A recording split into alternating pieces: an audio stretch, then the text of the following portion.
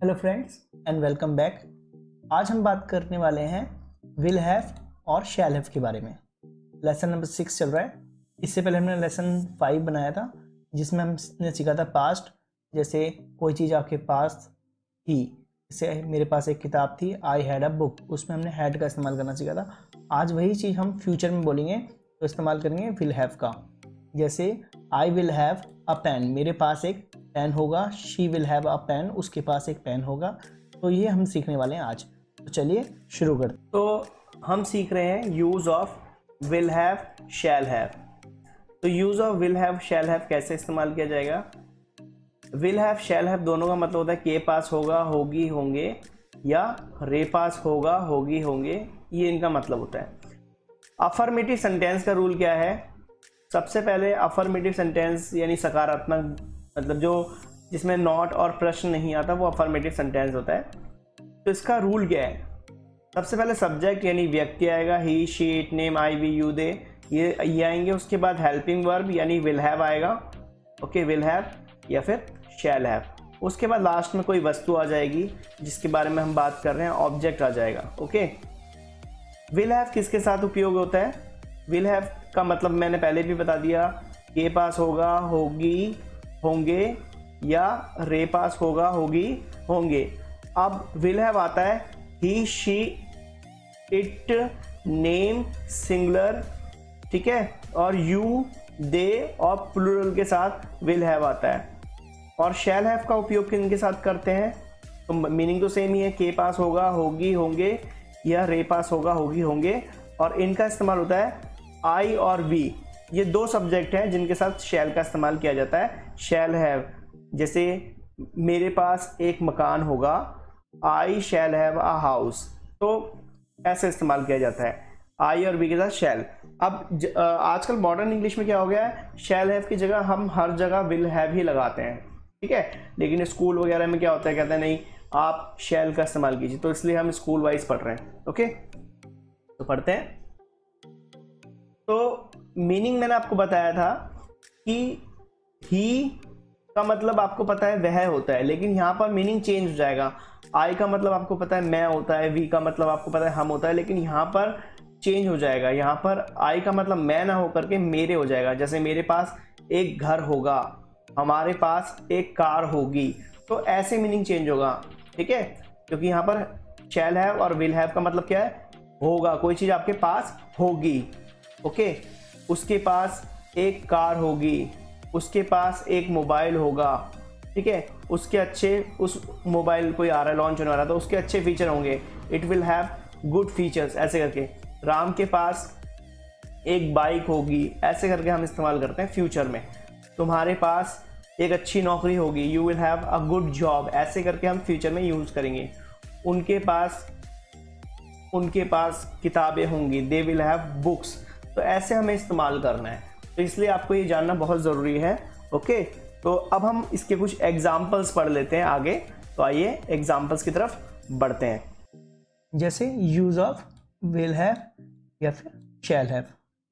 जैसे के पास होगा, होगी, होंगे, रे पास होगा, होगे, होंगे। अब इनके कुछ एग्जाम्पल देखते हैं। इससे पहले हमें सब्जेक्ट्स और हमें रूल सीखना पड़ेगा। तो रूल है सब्जेक्ट, विल हैव या फिर शैल हैव, फिर ऑब्जेक्ट। तो पहला एग्जाम्पल है हमारा, मेरे पास बहुत पुस्तकें होंगी, तो I shell have many books. मेरे पास बहुत किताबें होंगी, तो इसका इंग्लिश क्या बनेगी, आई शैल हैव मैनी बुक्स। तुम्हारे पास एक कीमती किताब होगी, तो यू विल हैव, यू के साथ विल आएगा ना, you will have a costly book. हमारे पास अनेक अधिकार होंगे, यहाँ पर आप होंगे कर लेना, हमारे पास अनेक अधिकार होंगे, we shall have many rights. हमारे पास अनेक अधिकार होंगे। अच्छा हो तो विल का इस्तेमाल भी कर सकते हो, क्योंकि आजकल शैल की जगह विल का इस्तेमाल भी कई जगह हो जाता है। उनके पास 2 नौकर होंगे, दे विल हैव 2 सर्वेंट्स। उन लड़कियों के पास प्यारा सौंदर्य होगा, those girls will have lovely beauty. Shyam के पास एक मकान होगा, Shyam will have a house. ठीक है। सीता के पास धन होगा, सीता विल हैव मनी। देखो ये सीता खड़ी है ना, इसके पास पैसे ही पैसे है बहुत। ओके। उसे एक आवश्यक कार्य होगा, he will have an urgent piece of work. उसके बाल घुंघराले होंगे, शी विल हैव। तो इसमें थोड़ी यहाँ गड़बड़ है, तो इसमें आप विल के बाद आएगा, ठीक है। She will have curly hair, यहाँ पर विल आप बाद में लगाना, विल पहले और हैव बाद में, ठीक है। तो ये सेंटेंस आप करेक्ट करना। Next, use of will not have और शैल नॉट हैव, यानी ये नेगेटिव सेंटेंस है, तो के पास नहीं होगा या रे पास नहीं होगा। सब्जेक्ट, फिर विल नॉट हैव या शैल नॉट हैव और ऑब्जेक्ट। अब हम बात कर रहे हैं नेगेटिव सेंटेंस की। जैसे मेरे पास बहुत पुस्तकें नहीं होगी, तो I shall not have many books, या विल नॉट हैव भी लगा सकते हैं, कोई दिक्कत नहीं होगी, क्योंकि आजकल सब में विल ही लगता है, शैल का बहुत कम इस्तेमाल किया जाता है। सेकंड है, तुम्हारे पास एक अच्छा बस्ता नहीं होगा। जैसे लड़का है, इसके पास बैग है, तो इसकी इंग्लिश क्या बनेगी? तुम्हारे पास एक अच्छा बस्ता नहीं होगा, you will not have a good bag. Third, हमारे पास अनेक अधिकार नहीं होंगे, तो उसका आप टिक लेना, होंगे होगा यहाँ पर, ठीक है। तो we shall not have many rights, उनके पास 2 नौकर नहीं होंगे, they will not have 2 servants, उन लड़कियों के पास प्यारा सौंदर्य नहीं होगा, those girls will not have lovely beauty. 6 sentence, Shyam के पास एक मकान नहीं होगा, Shyam will not have a house, Shyam के पास एक मकान नहीं होगा, तो Shyam will not have a house. देखो ये श्याम है ना, बेघर है बेचारा, गरीब सा। अब हम 7 बार पढ़ते हैं। हरी के पास एक तेज चाकू नहीं होगा, Hari will not have a sharp knife, sharp यानी तेज पैना, नाइफ यानी चाकू। उसे एक आवश्यक कार्य नहीं होगा, he will not have an urgent piece of work, आवश्यक कार्य यानी urgent piece of work. 9th sentence है हमारा, उसके बाल घुंघराले नहीं होंगे, she will not have curly hair. तो आई होप आपको नेगेटिव सेंटेंस समझ में आ गए होंगे, नहीं आए तो आप रिपीट कर लेना। अब हम पढ़ते हैं, तो अब हम बात करते हैं प्रश्नवाचक सेंटेंस की, यानी इंटरोगेटिव सेंटेंस। यानी अब आपको प्रश्न पूछना है, जैसे क्या तुम्हारे पास किताब होगी, क्या उसके पास घर होगा, क्या उसके पास मोबाइल होगा, क्या हमारे पास पैसे होंगे। ये सारे प्रश्नवाचक सेंटेंस बन जाएंगे। तो विल हैव शैल हैव का प्रश्नवाचक का रूल क्या है? पहले विल या फिर शैल, हेल्पिंग वर्ब आएगी, फिर सब्जेक्ट, फिर हैव, फिर ऑब्जेक्ट। तो सवाल क्या बनेगा?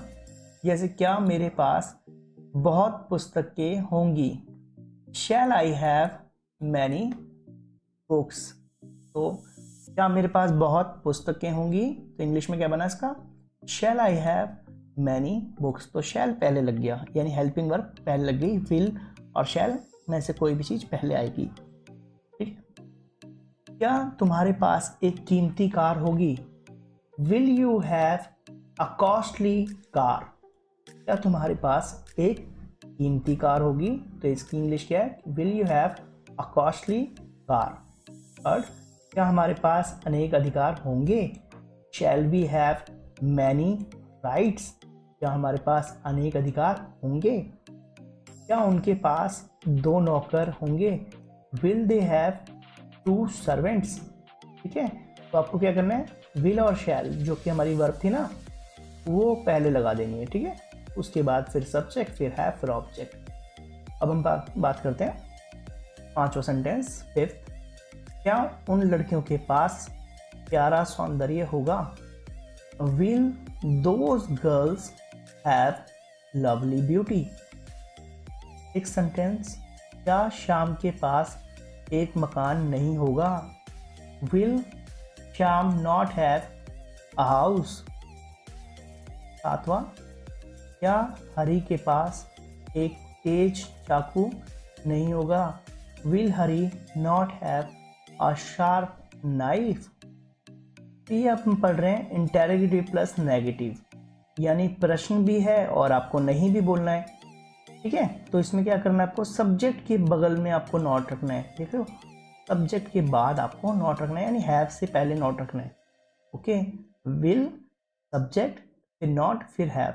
एक और एग्जांपल पढ़ते हैं, 8th एग्जांपल, 8वां, क्या उसे एक आवश्यक कार्य नहीं होगा, विल ही नॉट, देख रहे हो, सब्जेक्ट के बाद नॉट फिर हैव, क्या उसे एक आवश्यक कार्य नहीं होगा, will he not have an urgent piece of work, क्या उसके दोस्त नहीं होंगे, विल शी देन नॉट, फिर उसके बाद क्या है, not, will she not have friends, क्या उसके दोस्त नहीं होंगे, will she not have friends. समझ रहे हैं आप, जरूरी नहीं है पास आए, क्या उसके पास दोस्त नहीं होंगे, बिना पास लगाए भी हमारे सेंटेंस बनते हैं। तो आई होप आपको ये वीडियो पसंद आई होगी। अगर ये आपको वीडियो पसंद आई है तो इसको लाइक कीजिए, अपने दोस्तों के साथ शेयर कीजिए और मेरे चैनल को सब्सक्राइब करिए। Thank you very much.